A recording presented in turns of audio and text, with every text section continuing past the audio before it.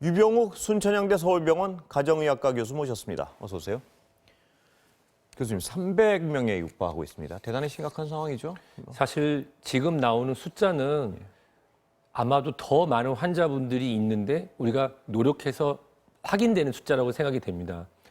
일반적으로 우리가 하나의 큰 덩어리로 시작하는 경우, 이게 대구 경북의 그런 사태였다고 하면은 지금은 작은 덩어리가 여러 군데에서 나타나면 접촉면이 훨씬 많거든요.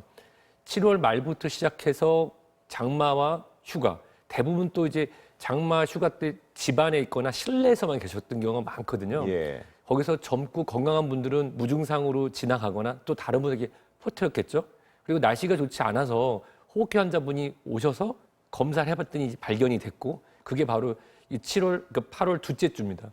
바로 전주 요쯤 되는 겁니다. 그 다음부터 우리가 확인하고 있는 거니까 실제로 오늘의 날 확진자는 약 2주 전에 감염돼서 노출돼서 분들이 확인되는 거라서요. 아무래도 이번 주 내내는 계속 확진자가 많이 나올 것으로 생각됩니다. 더 늘어날 가능성이 크다고 봐야겠군요. 즉 우리가 방역을 지금 시작을 해서 사회적 거리두기 2단계, 사실은 1.5단계여서 이제 더 강력한 2단계가 됐는데요. 그게 시행한 효과가 나타나려면 적어도 열흘에서 2주 후에 나타나거든요. 지금의 환자 숫자는 어제 감염된 분들이 오는 게 아니라 적어도 일주일 또는 열흘 전에 노출, 감염, 발병됐던 분들을 우리가 지금 확인하는 거기 때문에 실제로는 더 늘어날 가능성이 높습니다. 그럼 우리가 지금부터 아주 잘하더라도요. 앞으로 2주 동안은 계속 늘어날 가능성을 배제할 수 없는 거군요. 그렇습니다. 우리가 예전에는 고강도 사회적 거리두기라고 벌써 3월 달에 우리가 어떻게 살았지 많이 잊으셨을 텐데요. 그거를 이제 더 다른 말로 해서 3단계로 나누고 더 강력한 걸 진행을 하는데, 왜 2주간 그런 기간이 시작됐냐면 코로나19의 특성상 적어도 2주 또는 3주 정도의 그런 기간을 둬서 거리를 뒀을 때 확산세를 막을 수 있다는 과학적 근거가 되기 때문에 지금 우리가 강력하게 하는 거의 효과는 약 열흘에서 2주 후에 나타날 겁니다. 만약에 교수님, 우리가 잘 된다고 가정을 했을 때 그러면 어느 정도 확진자 다시 100명 미만으로 이렇게 될 가능성을 믿어봐야겠죠? 그렇습니다. 2주 후에? 2주 후 정도 되면은 한 50명 내외, 해외를 빼고 가라앉을 가능성이 크고, 현재 우리나라의 방역 지침이나 우리 국민들이 잘 따라주신다고 하면 이미 우리가 경험을 한 게 하루 국내 1일 확진자가 10명 이내였던 것들은 바로 우리가 6월 말 7월 초에 잘했기 때문에 그것이 7월 말 8월 초에 그렇게 나왔던 것뿐입니다. 근데 아까 잠깐 말씀하셨는데 신천지 때보다 더 위험하다. 신천지 때는 덩어리가 큰 데서 번졌지만 이건 작은 덩어리에 산발적인 작은 덩어리에서 번진다. 이 말씀을 좀 구체적으로 하면 어떤 상황인가요? 보통 우리가 1000명이 모여있는 한 덩어리가 있는데요. 1000명이 한 군데 있으면 이 접촉면은 이 1000명의 덩어리만큼 됩니다. 근데 그게 10명, 100군데라고 하면은 실제 접촉면이 훨씬 많고 또 어디를 가는지 조절하기가 어렵거든요. 그래서 방역 당국에서의 그 역학조사 측면뿐만 아니라 기존에서 불특정 다수가 무증상 확진자를 통해서 전파될 가능성이 지금이 훨씬 더 높습니다. 그 다른 얘기 좀 여쭤보면요. 이낙연 의원이 다행히 음성 판정은 나왔는데요. 마이크에 대고 감염된 사람이 어떤 얘기를 비말이 튀겨 있는 마이크를 같이 썼을 경우 굉장히 위험한 거 맞죠? 위험한 건 맞는데요. 이게 마이크에 들어있는 어떤 비말을 우리가 흡입하는 게 아니라 바로 손입니다. 이 대부분 우리가 예전에도 엘리베이터를 같이 탔을 뿐인데 그래서 혹시 공기 중 감염 이런 표현을 썼는데 아주 짧은 순간이지만 이 손위생에 대한 부분을 우리가 잘 못했다고 하면은 충분히 감염이 가능한 상태고요. 최근에는 저희가 강의를 할 때도 마스크를 쓰고 강의를 하거든요. 왜냐하면 이렇게 말을 하다 보면 계속 비말이 발생할 수 있어서 강의장에서도 마스크를 쓰는데 앞으로 이런 인터뷰 부분에 있어서도 마스크 착용뿐만 아니라 이 손위생, 장갑을 끼고 있다고 하더라도 손위생을 하는 것이 중요할 것 같습니다. 그런데 반면에 그 차명진 전 의원은 지금으로선 어디서 감염됐는지 정확히 모르지만 집회 현장에서 감염됐을 가능성도 있다는 건데요. 거기가 더 위험했었나요? 어떻습니까? 보시기에. 우선은 사람이 모인다고 하는 것은 사람이 산다는 게 먹고 마시고 자고 접촉하는 게 일인데요. 특정한 공간에서 많은 사람이 모이는 경우, 뭐 예를 들어서 우리가 그 지하철을 탔는데 많이 밀집되는 시간이 있지 않습니까? 그런 순간에 우리가 마스크 착용이 잘 되지 않는 분이 있다고 하면 분명히 그 안에서 직접 감염이 가능합니다. 하지만 그 집회 장소까지 가는 기간에 따라서 어느 걸 거쳤고 어느 장소를 거쳤으며 혹시 그 집회와 상관없이 2, 3일 전에 다른 행사나 다른 곳에서 접촉했을 가능성도 충분히 있기 때문에 그런 경우는 정말 역학조사를 위해서 정확한 동선의 확인이 필요할 것 같습니다. 네, 그 교수님 방금 말씀하신 그 부분이 제일 불안한 부분인데요. 그 집회에 굉장히 많은 사람들이 모였었는데 8.15, 8월 15일 날만 해도 그 중에서는 자기 동선을 얘기 안 하는 분도 많고 연락이 끊긴 분도 많습니다. 이거 어떻게 해야 되나요? 그 부분은 예. 예전에 우리 그 이태원 클럽으로 시작됐을 때는 그 우리 핸드폰 추적을 통해서 오신 분들에게 강제로 메시지를 보내고 우리가 권고를 하는 그런 부분들이 있었는데요. 실제로 이 부분은 자발적인 참여를 지금 진행해야 되고 사실 지난주가 집회였으면 오늘이 수요일 아닙니까? 그렇습니다. 목요일, 금요일 지나면 골든타임은 놓치는 겁니다.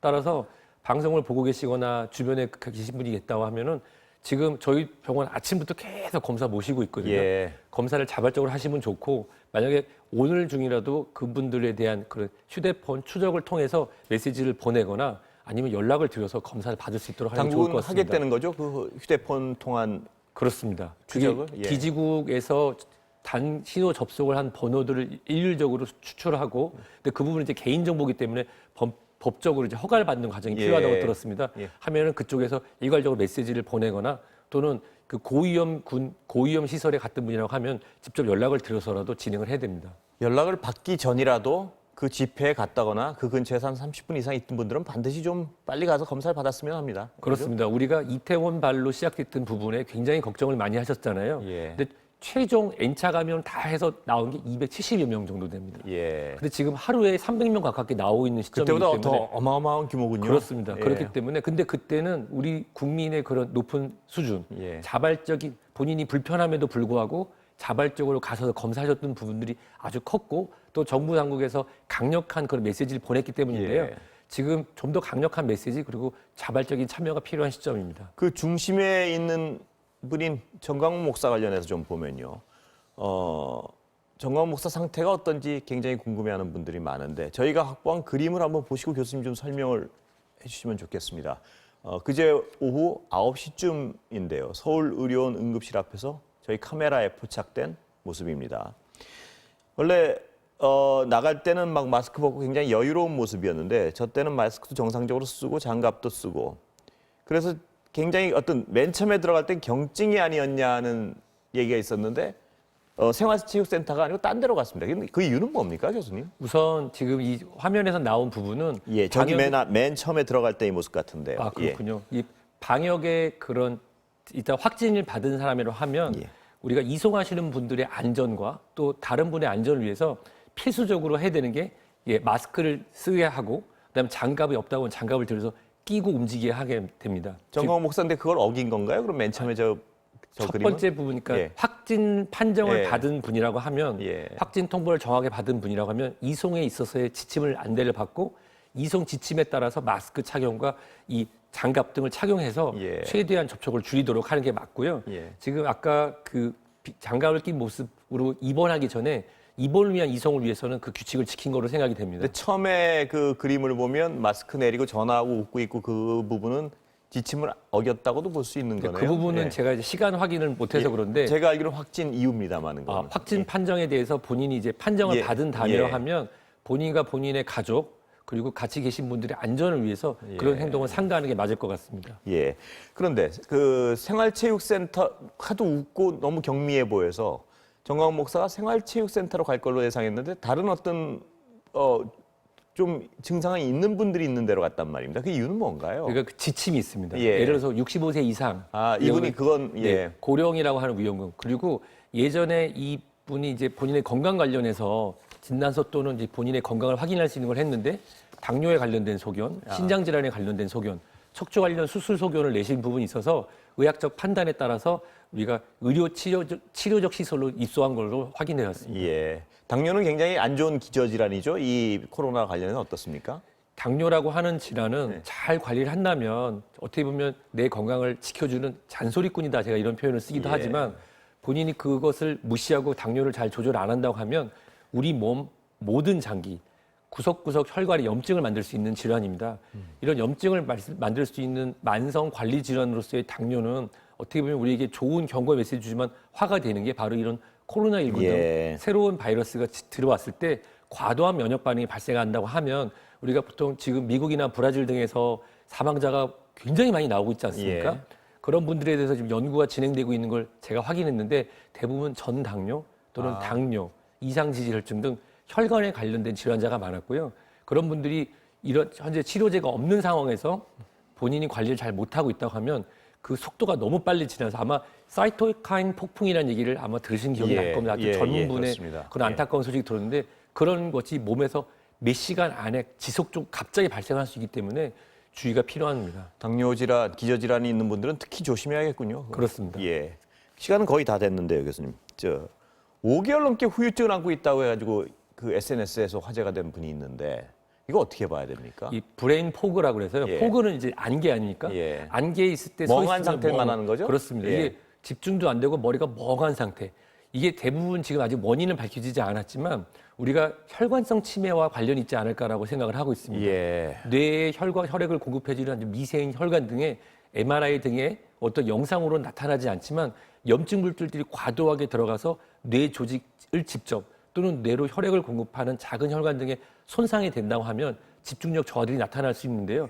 이는 충분히 발생할 수 있는 후유증의 하나라고 생각됩니다. 예. 오래 가는군요, 근데 그게. 그렇습니다. 예. 그 젊은 분들한테 제가 몇 번 메시지를 드렸는데 지금 당장 폐렴이라든지 기타 호흡기 질환에 대한 합병증은 남지 않지만 나중에 우리가 5년, 10년 뒤 예전에 담배 핀다고 폐 안 걸린다고 생각하는 사람이 예. 없었던 것처럼 코로나19는 누구나 걸릴 수 있고 그것의 염증 반응은 나의 10년, 20년 뒤에 어떤 질환과 연결될지 아직은 아무도 모르기 때문에 예. 사회적 거리두기와 손위생, 마스크 착용 그리고 밀집되는 지역을 피하시는 게 좋을 거로 생각됩니다. 후유증이 영구히 갈 가능성도 배제할 수 없다는 말씀이시죠? 그렇습니다. 그것이 회복하기 현대의학으로 회복하기 어려운 심장이라든지 뇌라든지 이런 혈관에 가장 영향을 받는 기관이 한 번 후유증을 앓게 된다고 하면 그 부분은 본인이 평생 책임지고 가야 되는 부분입니다. 예, 오늘 말씀 감사합니다.